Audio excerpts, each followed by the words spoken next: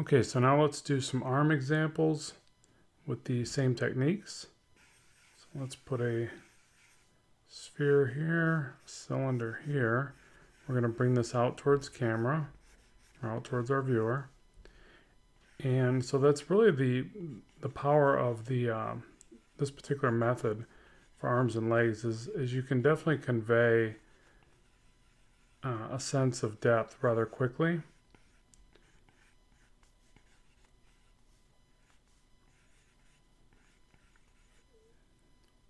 Let's make this a bit larger.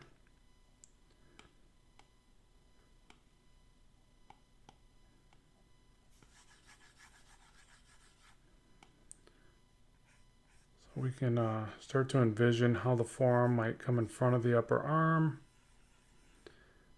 how it might taper down into the wrist. Actually, I like to do a bit of a diagram like this for that area.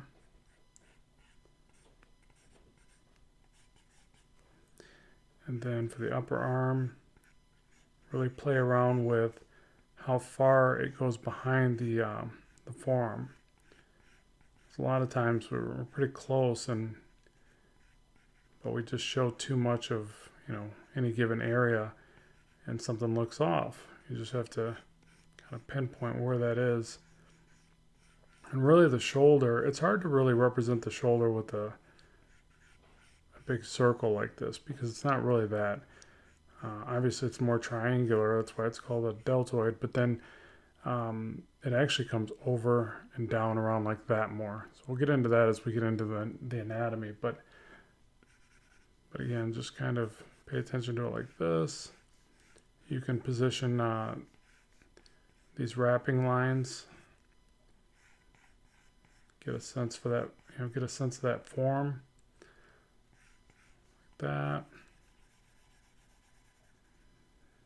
And as far as attaching the hand,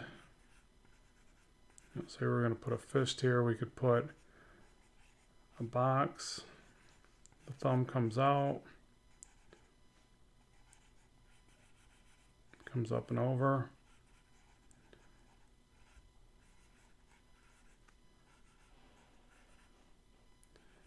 The knuckles get a little taller with the middle knuckle. They roll back this way. And the fingers point into the palm. So I got the pinky, the ring finger, middle finger. Just have those roll back like this.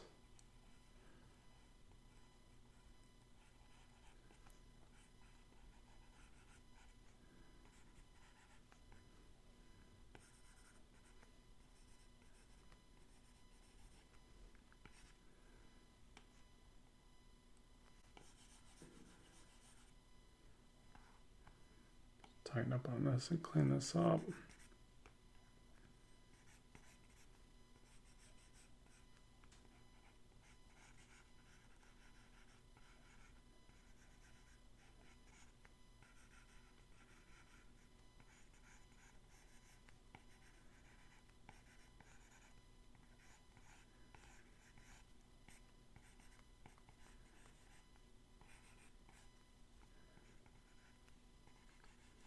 Generally, the middle fingers, or the rule is that they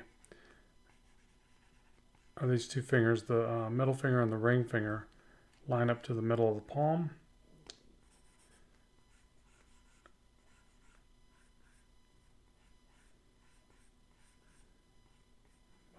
Basically, just little cylinders, right? The tricky part is getting them to curve into the hand.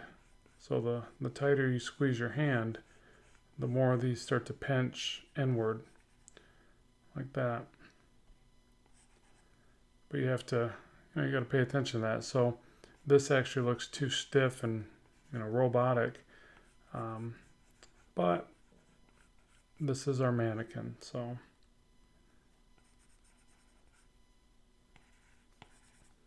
get rid of some of these construction lines.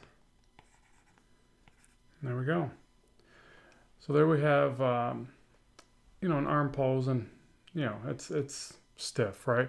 But you start to play around with this. First, you get the understanding of how to construct this with these basic forms.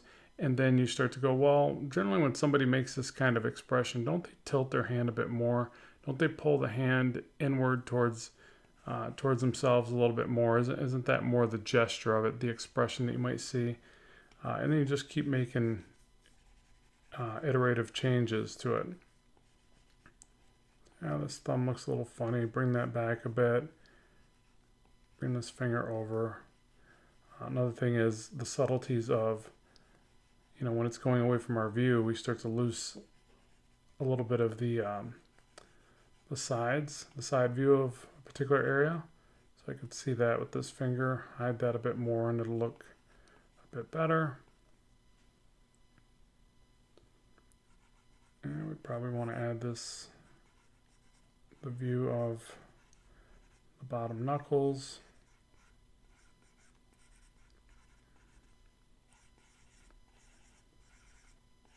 There's also a curve that occurs here and here. So you get some of that going. That's going to make it look a bit more organic. Yeah, and so on and so forth. So again, you just keep adjusting it until you get something that looks a bit better. So let's bring that over.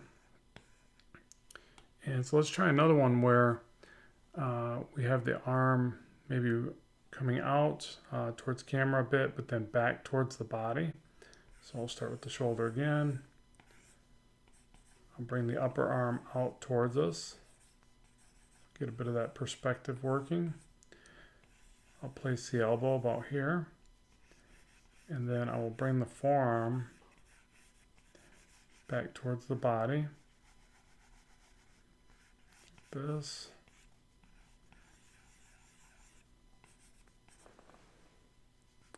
And the hand, I will just bend it downward.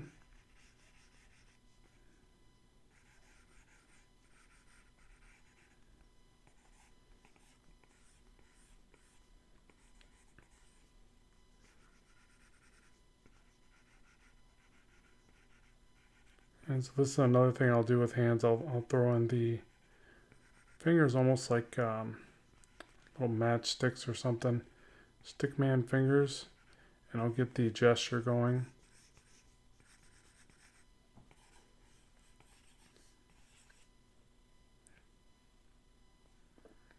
Okay, let's clean this up.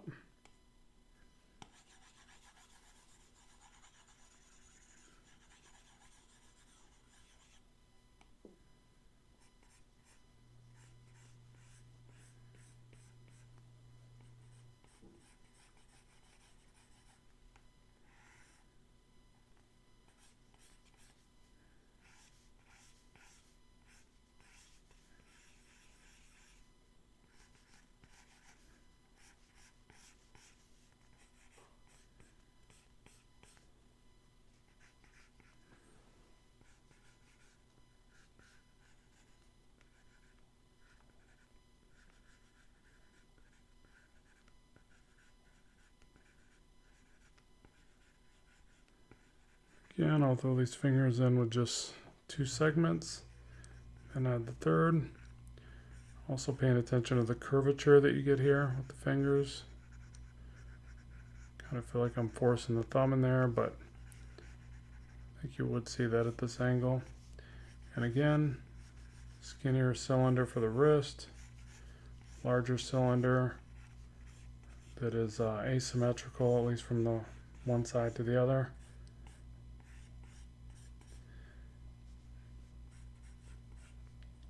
Shoulder needs to be bigger, the representation of the shoulder.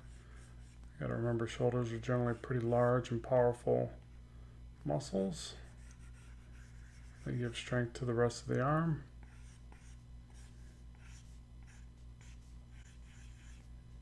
Okay, and there we go. So there's a couple representations right there.